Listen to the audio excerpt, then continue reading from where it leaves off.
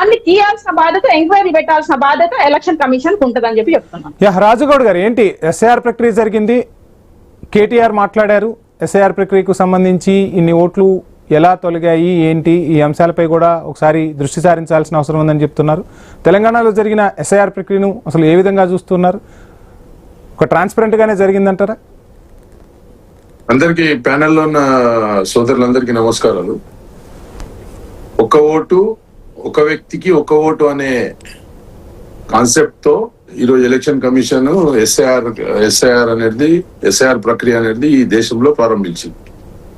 వాస్తవంగా ఒక వ్యక్తికి ఒకే పట్టణంలో గాని, ఒకటే రాష్ట్రంలో గాని 3 నుంచి 4 ఓట్లు ఉన్న పరిస్థితి కూడా ఉన్నది.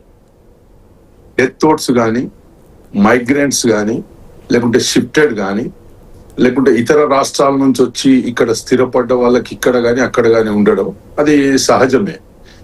మరి ఇంత చక్కటి కార్యక్రమం ఇది. ఎందుకంటే 4 ఓట్లేసుడు ఇది ప్రజాస్వామ్యం కాదు. ఒక వ్యక్తికి ఒకే ఓటు ఉండాలనేదే కాన్సెప్ట్ మన రాజ్యాంగం కానీ, అప్పటి బాబాసాహెబ్ అంబేద్కర్ కానీ అందరు కూడా నిర్ణయించిన సంగతి మనకు తెలుసు. కాకపోతే ఎస్ఐఆర్ ప్రక్రియలో చాలా లోపాలు ఉన్నాయి. ఏమన్నారు ఫస్ట్ ఎలక్షన్ కమిషన్ వాళ్ళు, ఒక్కొక్క బిఎల్లో ప్రతి ఇంటికి 3 సార్లు వెళ్ళాలని చెప్పేసి గైడ్ లైన్స్ ఉన్నాయి. కానీ ఎవరు కూడా రాలేరు. ఎన్యుమరేషన్ ఫార్మ్స్ అనేటివి కంప్లీట్ గా పంచలేరు. కొన్ని తీసుకున్న వ్యక్తులు రిటర్న్ ఇవ్వలేరు.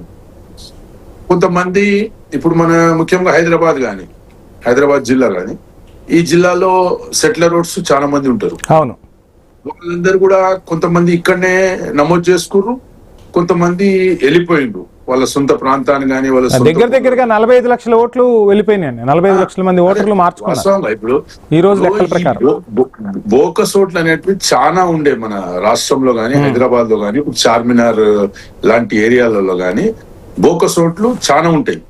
కాబట్టి ఎస్ఐఆర్ ప్రక్రియ ఇది దేశానికి మంచిదే. కానీ దాంట్లో ఎలక్షన్ కమిషన్ ఏమన్నా అవకతవకలు చేస్తే మాత్రం అది మంచి పద్ధతి కాదు. ఇప్పుడు మనం బెంగాల్లో చూసినాం, వాళ్ళు ఎస్ఐఆర్ ప్రక్రియ పెట్టిండ్రు. ప్రజలకు కూడా ఉండాలి బాధ్యత. నా ఓటు పోతుంది అనేది ప్రజలకు కూడా భయం ఉండాలి. ఈరోజు ప్రజలకు అవగాహన లేకుండా పోయింది ఎస్ఐఆర్ పైన. ఈ తెలంగాణ ప్రాంతంలో, గ్రామీణ ప్రాంతంలో, అంటే గ్రామీణ పట్టణ ప్రాంతాలలో కొంతమంది అసలు పాల్గొనలేరు.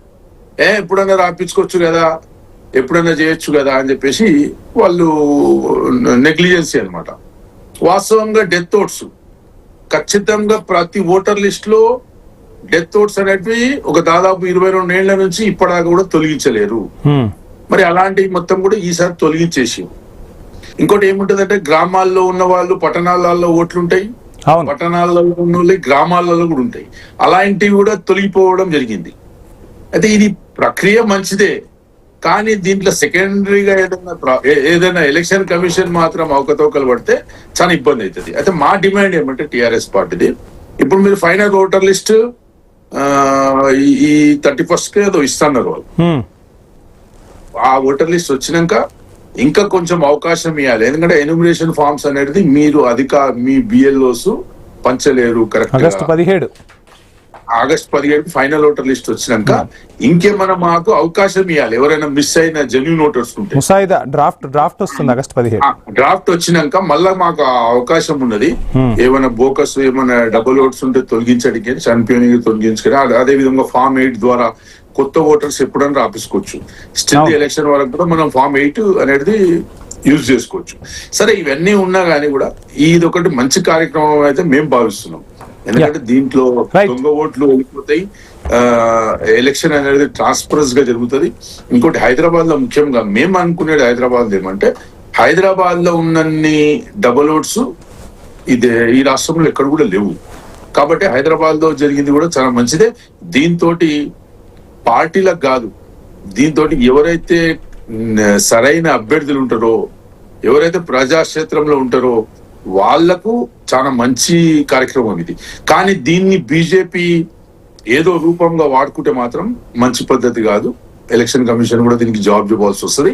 భవిష్యత్తులో ఇంకా ఎన్యూమరేషన్ ఎవరైతే పాల్గొనలేరో, ఎవరికైతే తెలియక ఇన్ఫర్మేషన్ లేక నాలెడ్జ్ లేక ఎవరైతే మిస్ అయ్యారో అలాంటి వ్యక్తులకు ఇంకా మళ్ళా ఒక అవకాశం ఇవ్వాలని చెప్పేసి బీఆర్ఎస్ పార్టీ డిమాండ్ చేస్తుంది. యా రైట్ రాజునేత గారు, మొత్తంగా భారతీయ జనతా పార్టీ